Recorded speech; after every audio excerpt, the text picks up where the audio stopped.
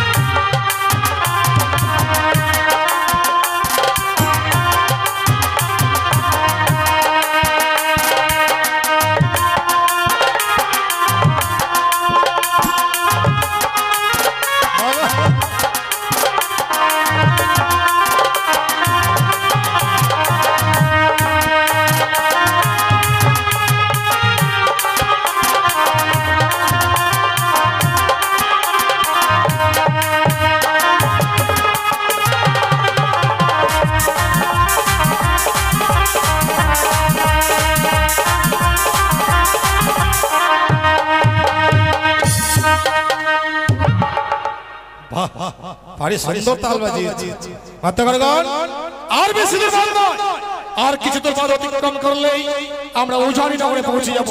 এবার মনে নন্দন পথ অতিক্রম করি। জয় শিব শম্ভু, জয় শিব শম্ভু, জয় শিব শম্ভু।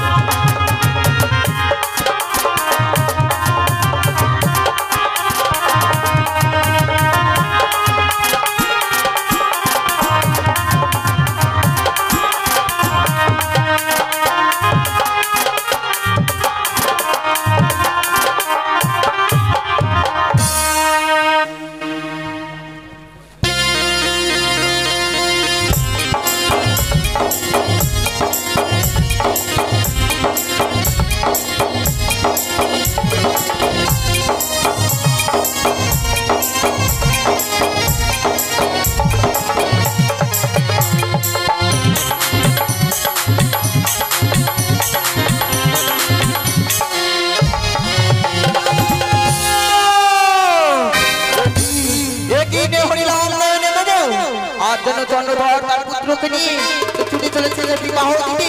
না না না, আমি বিলম্ব না করি এই মুহূর্তে চলে বসে চন্দ্রধরের নিকটে।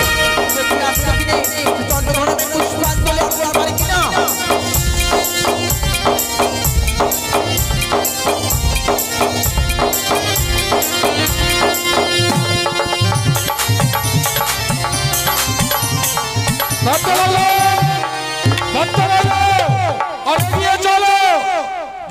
শিবশম্ভু, জয় শিবশম্ভু, জয় শিবশম্ভু।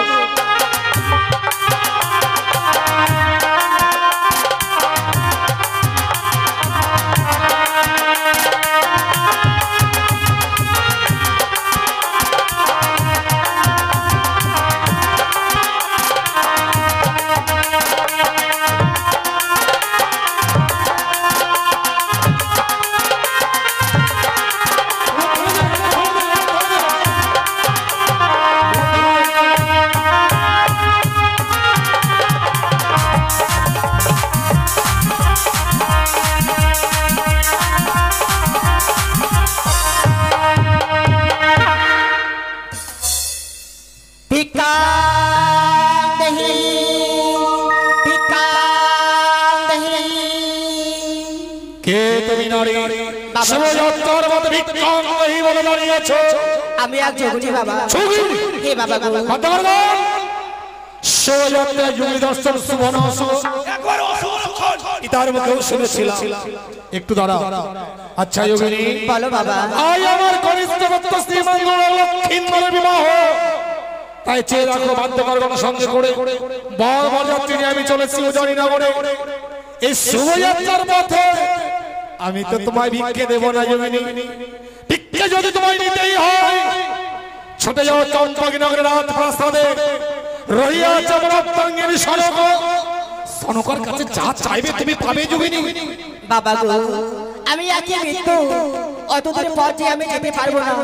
আর তোমার স্ত্রী যে আমায় ভিক্ষে দেবে উপযুক্ত হতে পারে না। সামান্য একটা পথের যুগি যুগি না বলে চম্পকী নগরের মহারানী সনকের ভিক্ষে দেবার মতো যোগ্যতা নেই। বলো তো যোগিনী, আজকের এই শিবদিনে এমন কি ভিক্ষে চাও তুমি? বাবা গো, আজ আসলে আপনি রয়েছে বরযাত্রী, তার মাঝে দেখো রয়েছে বরণডালা। ওই বরণডালা থেকে একটি পুষ্প দিলেই আমি খুশি হব বাবা। যোগিনী পুষ্প ভিক্ষে চাই। আমি শুনেছি ভিখারিরা ক্ষুধা তাড়নায় অন্ন ভিক্ষা। এ কোন ভিখারি যে পুষ্প ভিক্ষে পেলে তার ক্ষুধা নিবারণ হয়ে যাবে? আমি কোনোদিন শুনিনি। আমার মন বলছে ভিখারির ছলনায় ওই বেটি চ্যাংমুড়ি কানি তো আসেনি। এই কানি ছলনা রাস্তায় নিয়েছে। শোনো যোগিনী, বলো বাবা। আমি তোমার অঙ্গে আঘাত করতে চাই না। এই মুহূর্তে তুমি আমার পথ ছেড়ে দাও, আমাকে যেতে দাও।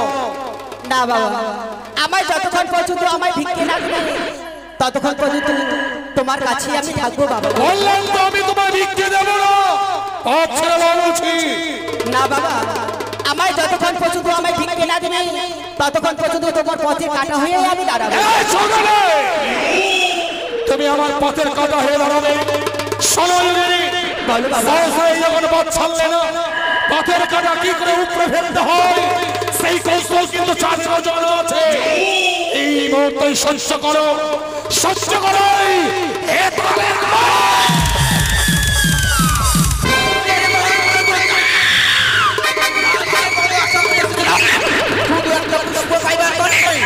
পুষ্প না দিয়ে আজকের দিনে করতে পারে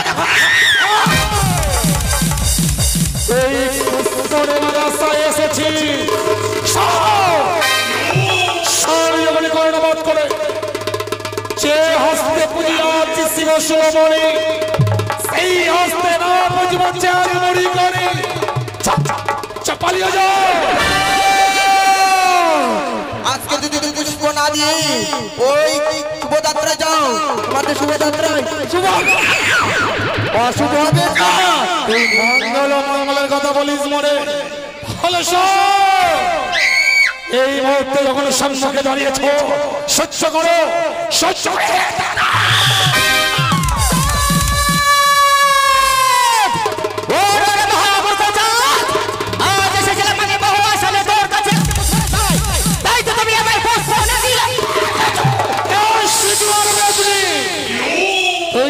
পুষ্প বিক্ষেপ চন্দ্রর চট্টবি মরিয়া মরিয়া যাইবে সকল, তথাপি না বুঝিব তোর এই চূড়ান্ত। তাহলে তুমি নিবি না বললেন কেন? চাঁদ যে হস্তে পুষ্প আছে যদি শিব শুনে পারি সেই হস্তে পুষ্প নেব আমি শিবনন্দিনী তুই আমার শিব নন্দিনী? কে তোকে শিব নন্দিনী বলে স্বীকার করবে? কচুরি বনে থাকিস বেটি ব্যান ধরে খাস, বিনা কোলে জন্মগ্রহণ করে পুজো চাস, পুজোর পরিবর্তে কি দেবো জানিস? কি দেবে? পুজোর পরিবর্তে দেবো শত শত আজকে কিন্তু তোমার ভালোই ভালো হয়েছে চাঁদ আজকে কিন্তু মামা বলে আমার জন্য পুষ্পাঞ্জলি অর্পণ করো তোমার মঙ্গল হবে চাঁদ পুষ্প কেন বিশ্ব চরাচরে কে তোর পুজো করবে না? তোর আশার বাস আমি ভেঙে দিয়েছি। এইভাবে তাদের সঙ্গে বিবাদ করলে হবে না বুঝবে ওরে ভিকের কারণে আসি ভিকে পেলে হব খুশি রে কি রে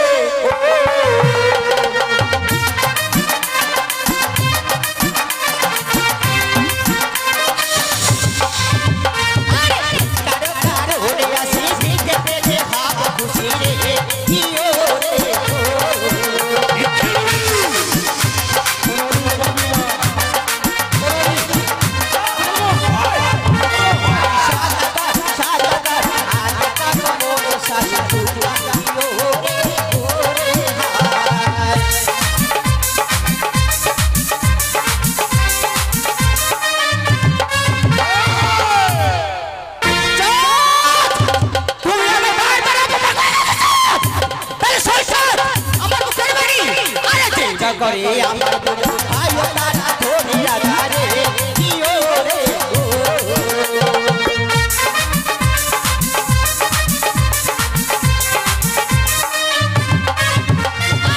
এ করে আমার পূজা আয়ো তারা ধরে রাজারে কিও রে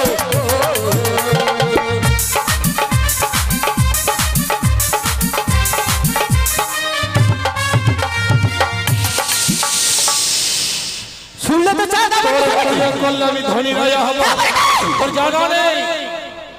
চার আতালে ধন পাতালে সুখ হয়, সোনার কুমড়ো ভূমিতে গড়াগড়ি যায়, তাকে দেখাস তুই অর্থের লোভ। শোন, তোর মতো সিজুয়ার মেয়েদের অর্থের লালাই তো আমি নই, তুই জানিস না? কর্ণপাত করে শোন, সনপল্লী চাই তো ধরে কি আমি ধনী রে কি ওরে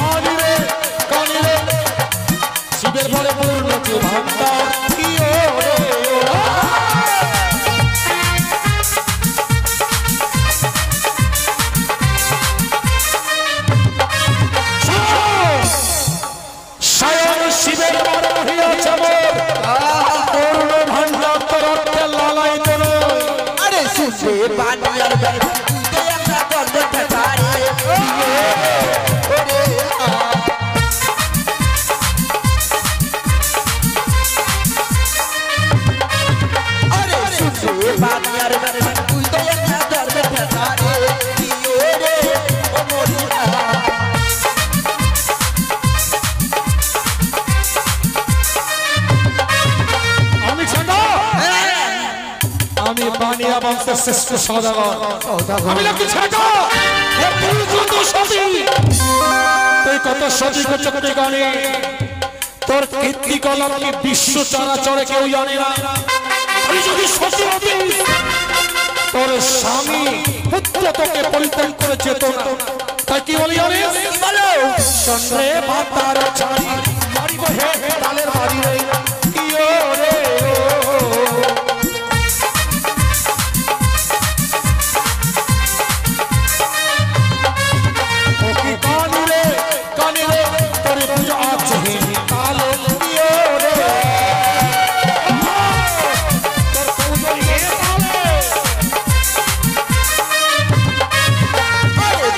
করে মোর পুতা বলি রাজা হয় তারা রে জিও রে ওরে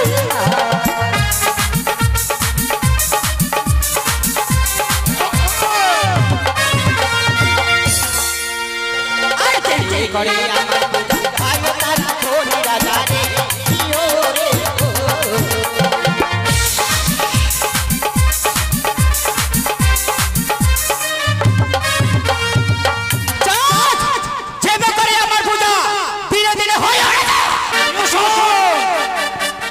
একটাই প্রতিজ্ঞা মোর, চন্দ্রবতীর দেহে যতক্ষণ থাকবে প্রাণ তোর চরণে পুষ্পাঞ্জলি নাহি করিব।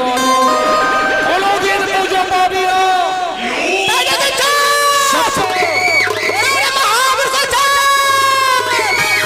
মনে পড়ে সেই দিনের কথা ছিল তোর চট্টগ্রাম আমনগর ঘরে তুমি করেছিলে ভিক্ষে ঝুলি কাজে করে নগর ভিক্ষে করেছিলাম সেই কথা তোমার মনে নাই বাঁচা। সেই ভয়ঙ্কর দিনের ভয়ঙ্কর কথাগুলো আজ আমার মনে পড়ে। ভেবেছিলে চট্টগ্রাম ভরণবি করলেই চন্দ্রধর প্রাণের ভয়ে তোর চরণে মামা বলে লুটিয়ে পড়বে। তবু তো তোর চরণে আমি পুষ্পাঞ্জলি অর্পণ করিনি। কোনদিন পাবি না। আর তোমার পুরনো দিনের কথা তুমি ভুলে গেছো। তোমার এক এক করে ছিল আর তোমার ছিল লবে লক্ষ্মীর বাগান, সেই লবে লক্ষ্মীর বাগান বাড়ি তোমার ছয় পুত্র আমার নাম ধরে করেছিলেন।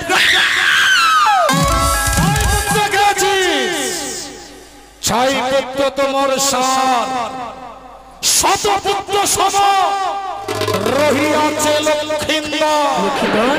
সেই অতিথি তাই জমালে তোমার প্রতিজ্ঞা থাকিবে অটল, কানির চরণে না দেব পুষ্পজল। তবে বুঝেছি আজকের দিনে তুমি আমার জন্য পুষ্পাঞ্জলি অর্পণ করবে না। তোমার ভালো হচ্ছে না তো, তোমার মঙ্গল হবে না। তোমায় আমার বলছি একবার মামা বলি আমার এই রামলা তরণী পুষ্পাঞ্জলি অর্পণ করো। পুষ্পাঞ্জলির পরিবর্তে কি দেবো জানি? শত শত পদঘ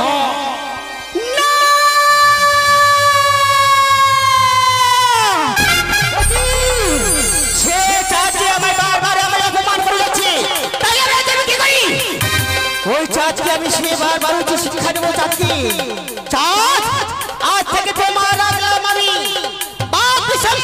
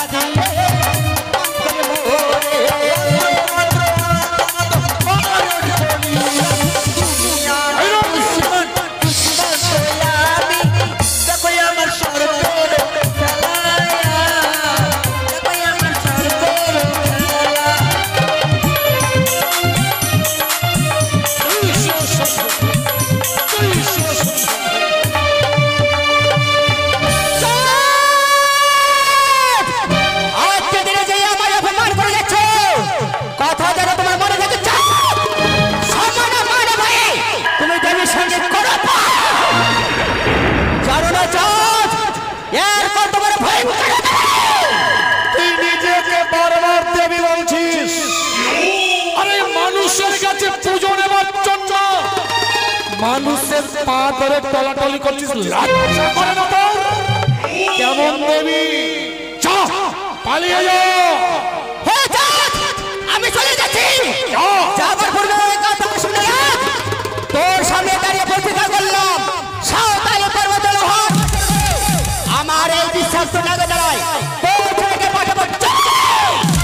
সেই দিন তুই পুত্রের সঙ্গে কাটবি, আর আমি শুধু হাসবো, আর আমি শুধু হাসবো।